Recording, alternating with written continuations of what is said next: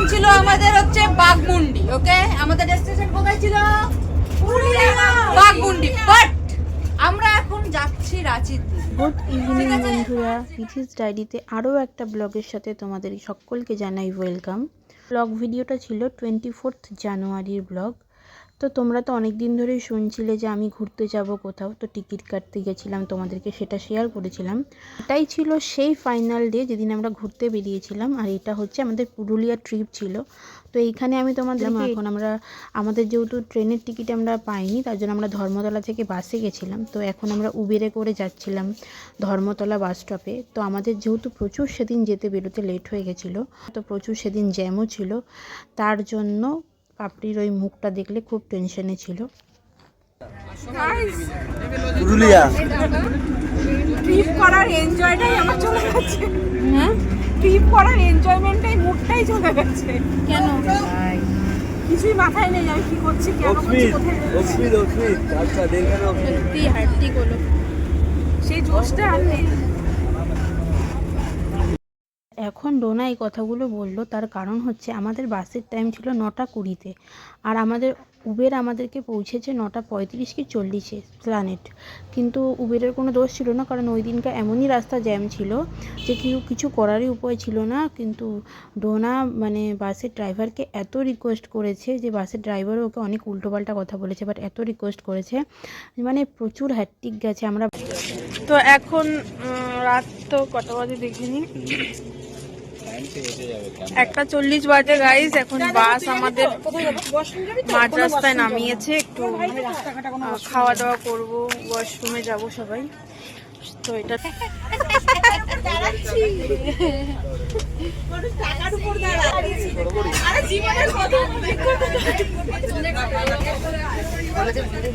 রসগোল্লার দাঁড়িয়ে আমরা দাঁড়িয়েছিলাম এতক্ষণ, এখন আরেকজন দাঁড়িয়ে আছে আমাদের এখানে রসগোল্লার ও দাঁড়িয়ে ব্যাগ সেট করছে। ভালোই হয়েছে রসগোল্লাটা রেখে হাত পাওয়া যায়। এখানে তো আমাদেরকে 1 ঘন্টা দাঁড় করিয়ে দিয়েছে, গাড়ির মাল ফাঁকা হচ্ছে, তাই আমরা তাই করেছি। এখানে কানে ফুল গুঁজে নিয়েছি, হাতে এবং কানে ফুলটা ঠিক করতে পড়ে যাবে এখন একটুখানি। রিলসও করে নিয়েছে, প্রচুর একটাই রিলস করেছি এখানে, মানে একটাই রিলস, একটু আমরা ফটো সেশন করলাম, হয়েছে। আর এই সময় বাজছিল ঘড়িতে ভোর 5:30 যখন আমাদের পুরুলিয়াতে বাস দাঁড়িয়েছিল। কিন্তু আমাদের হোটেল ছিল পুরুলিয়া থেকে বাঘমুন্ডি, মানে তখনও 1.5 ঘন্টার রাস্তা ছিল। তখন আমাদেরকে বাস দাঁড় করিয়ে দিয়েছিল, কারণ বাসের যে দেখলে তোমরা কিছুক্ষণ আগে ক্লিপসে দেখালাম রসগোল্লার মানে ওই বাকেটগুলো, ওগুলোই বাস থেকে নামানো হচ্ছিল। তাই তোমাদেরকে একটু চারিপাশটা আমি ঘুরিয়ে দেখিয়ে দিলাম, আর এখানে আমি প্রচুর ফটোও তুলেছি। চাটা ভালোই, চাটা ভালোই। এখন আমরা চা বিস্কুট খেয়েছি সকালবেলা, আর আমাদের মুখ দেখে বুঝতে পারছি খুব টায়ার্ড, এখনো ফ্রেশ হতে পারিনি, কিচ্ছু হতে পারিনি, খুব টায়ার্ড লাগছে। মুখটা দেখাই বুঝতে পারছো খুব টায়ার্ড, জানি না কখন পৌঁছাবে। আমি তো বলছি 1 ঘন্টা ধরে বাস দাঁড়িয়ে আছে।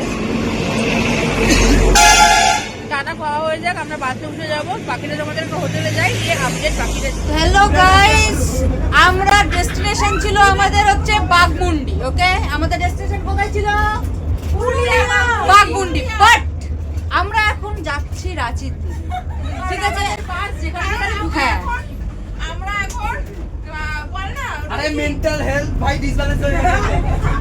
ওর এখন মাথাটা একটু খারাপ আছে, ঠিকঠাক ডেস্টিনেশনে পৌঁছাচ্ছে না বলে ও কথা ভুলে যাচ্ছে, স্মৃতিশক্তি ভুলে যাচ্ছে, অনেক কিছু হচ্ছে। যাই হোক, সেটা বড় কথা না। जस्ट ऐसा हो रहा है कि वक्त बदल गए, जज्बात बदल गए, अचानक से सब कुछ बदल गए, हम लोग का डेस्टिनेशन भी बदल गए। ডেস্টিনেশনে নামার কথা ছিল ভোর 6টায়, বাট এখন অলরেডি 8টা বেজে গেছে, কিন্তু এখনো পর্যন্ত আমরা আমাদের হোটেল পৌঁছতে পারিনি। অনেক ঝড়ঝাপটা পেরিয়ে আমরা এসেছি অ্যাটলিস্ট হিল এভিনিউতে। অনেক স্ট্রাগলের পর আমরা এসেছি হিল এভিনিউতে। সো এই আমাদের হোটেল, আমরা এখন যাচ্ছি। ও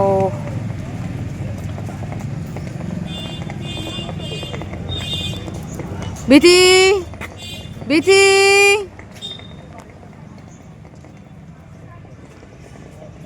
এটা হচ্ছে আমাদের হোটেল।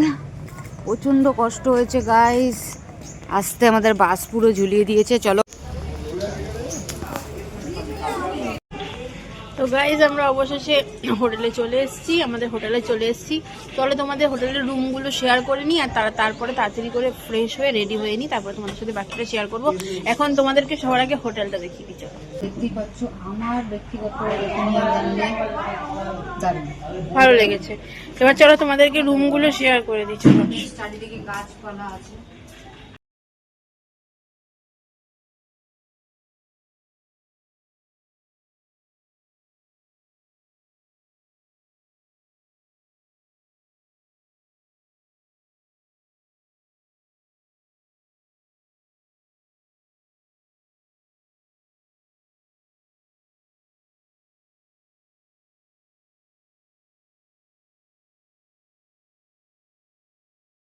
ব্লগটা অলরেডি অনেক বড় হয়ে গেছে, তাই একটা ব্লগে তো সব কিছু শেয়ার করতে পারবো না, তাই আজ এতটুকুই রাখলাম। নেক্সট ব্লগ নিয়ে আমি খুব তাড়াতাড়ি ফিরে আসছি।